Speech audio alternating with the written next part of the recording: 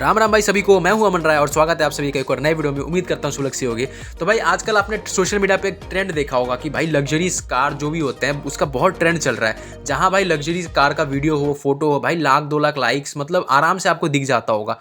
और भाई ये जो ट्रेंड सेट करने वाले लोग हैं ना, वो भी सोशल मीडिया इन्फ्लुएंसर्स है या फिर यूट्यूबर्स है। तो भाई मैं आज आपको इस वीडियो में बताने जा रहा हूँ कि कैसे भाई बड़े बड़े जो यूट्यूबर्स है गाड़ी को इंपोर्ट करवाते हैं दुबई वगैरह से, और कैसे भाई बहुत मोटा मोटा पैसा छाप रहे हैं, ब्रांड स्पॉन्सरशिप, सब्सक्राइबर, बहुत कुछ गेन कर रहे हैं।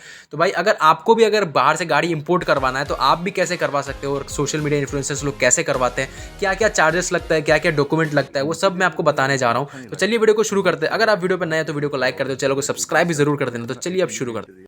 तो भाई गाड़ी को बाहर से इंपोर्ट कराने का सबसे पहला फ़ायदा जो है वो है भाई प्राइसिंग।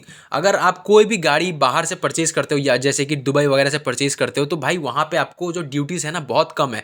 जैसे कि कोई भी गाड़ी आप अगर खरीदते हो, फॉर एग्जांपल मैं मस्टैंग का एग्जांपल देता हूँ। अगर कोई भी सेकंड हैंड यूज्ड मस्टैंग का आप अगर इंडिया में खरीदते हो तो भाई 70-80 लाख रुपए का आपको लगभग पड़ जाता है।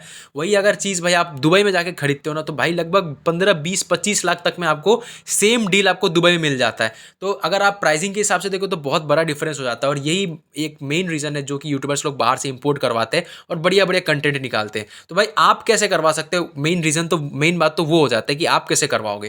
तो भाई सबसे पहले इंपोर्ट कराने के लिए आपके पास होना चाहिए कारनेट। भाई जैसे कि आप इंडिया से कहीं बाहर जाते हो तो आपको चाहिए होता है पासपोर्ट। तो भाई वैसे भी गाड़ी का एक पासपोर्ट होता है जिसको हम कारनेट बोलते हैं। तो भाई ये कारनेट को अप्लाई करने के लिए क्या क्या डॉक्यूमेंट चाहिए होता है वो मैं आपको बताता हूँ। तो भाई सबसे पहला डॉक्यूमेंट जो आपको कारनेट अप्लाई करने के टाइम चाहिए होगा वो है भाई सेमी रेसिडेंटशिप ऑफ दुबई, यूएई।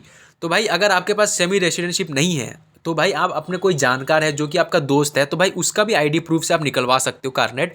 लेकिन आपका अगर भाई कोई जान पहचान का भी नहीं है और आपके पास भी नहीं है तो भाई आपको बहुत मुश्किल होने वाला है। तो सबसे पहला तो चलिए हो गया सेमी रेसिडेंटशिप। उसके बाद जो आता है वो है भाई ड्राइविंग लाइसेंस, जो कि आपके पास इंडिया और इंटरनेशनल दोनों का ड्राइविंग लाइसेंस होना पड़ेगा, वरना उसके बिना भाई नहीं निकलने वाला है। क्योंकि अगर लाइसेंस ही नहीं हो तो भाई वो कैसे ही आपको गाड़ी देंगे। तो भाई ये 3 जो है वो मेन डॉक्यूमेंट आपको लगने वाला है। उसके बाद चार्जेस की बात करें तो आपका भाई कारनेट अप्लाई करने के टाइम कारनेट ऑफिस में 1100 दिरहम का चार्ज लगता है, जिसको आप अगर इंडियन करेंसी में कन्वर्ट करते हो भाई लगभग 20 से 25 हज़ार का आपका पड़ जाएगा। उसके बाद जो भाई आपको है एक तो सिक्योरिटी डिपॉजिट कराना पड़ता है गाड़ी के लिए, जो कि रिफंडेबल होता है।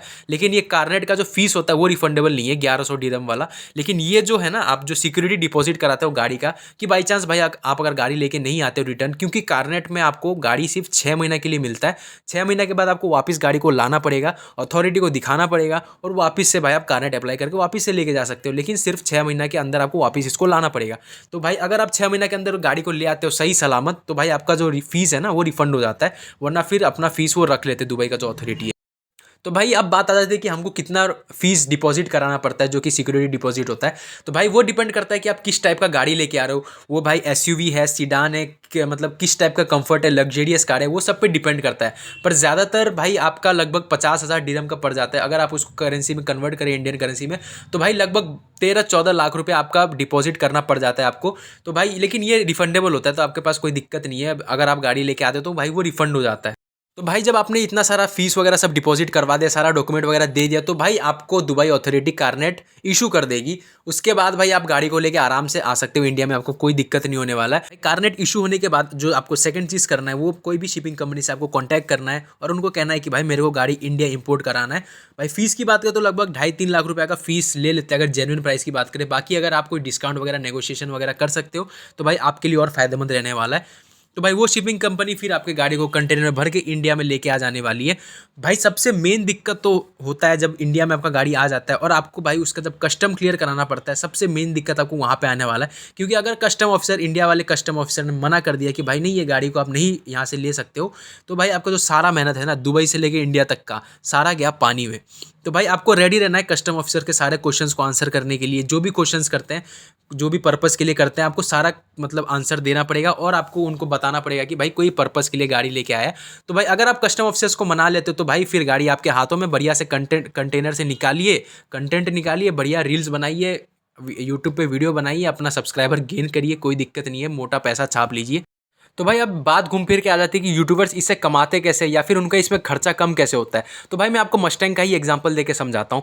मान लीजिए आपने 20 लाख रुपए का मस्टैंग खरीदा दुबई में, उसके बाद भाई आपने इसका ड्यूटीज़ वगैरह मतलब कारनेट वगैरह सब लेके, इंपोर्ट चार्जेस वगैरह सब लेके मान लीजिए 24 लाख रुपये पड़ गया। 3 लाख रुपये आप इंपोर्ट का पकड़ लीजिए और लाख रुपये कारनेट अप्लाइज वगैरह का सब कुछ पकड़ लीजिए, और 10 लाख रुपये का आपने सिक्योरिटी डिपॉजिट करवा दिया। मान लीजिए भाई 35 लाख रुपये हम इसको अगर पकड़ लेते हैं, तो अगर भाई ये 6 महीना चलने के बाद आप वापस उसको दुबई में लेके जाते हो, तो भाई आपका जो सिक्योरिटी डिपॉजिट है सबसे पहला 10-12 लाख जो आप करोगे वो आपको भाई रिफंड हो जाएगा। प्लस 20 लाख में जो आपने मस्टैंग खरीदा है वो 6 महीना यूज़ करने के बाद अगर आप उसको रीसेल दोबारा करते हो तो भाई ज़्यादातर चांसेस है 15 से 16 लाख में वो गाड़ी वापस निकल जाएगा। तो भाई बीच का जो बच गया 6 से 7 लाख रुपया, अगर भाई कोई भी यूट्यूबर है और जो इंपोर्ट करवाता है, तो भाई वो गाड़ी से जो कंटेंट निकलेगा उससे 6 महीना में कोई भी यूट्यूबर आराम से भाई 25 से 30 लाख रुपया तो कमा ही लेगा। तो भाई अगर 25-30 लाख रुपए कमा रहा है, उसमें से 6 लाख रुपए माइनस भी कर दे, तो भाई लगभग आप देखो तो 14-15 लाख रुपए उसका पॉकेट में फिर भी बच रहा है। तो भाई यही रीज़न है यूट्यूबर्स लोग बाहर से गाड़ी इंपोर्ट करवाते हैं। और भाई मैंने ये तो मिनिमम बताया, यूट्यूबर जो 20-25 लाख कमाते हैं भाई करोड़ों में भी कमा लेते हैं यूट्यूबर्स अगर ये सब कंटेंट डाले तो भाई यही कुछ था यूट्यूबर्स का जो प्रॉफिट होता है अगर बाहर से गाड़ी मंगवाते हैं। और आप भी चाहे तो भाई मैंने आपको प्रोसीजर बता दिया, आप भी ऐसे जो कारनेट वगैरह अप्लाई करके आप भी गाड़ी मंगवा सकते हो। तो भाई अगर वीडियो पसंद है तो वीडियो को लाइक कर दो, चैनल को सब्सक्राइब भी कर दे, और भाई अगर कोई गाड़ी खरीदता है तो ज़रूर कमेंट कर देना कि भाई हम गाड़ी खरीद रहे। Thank you for watching the video.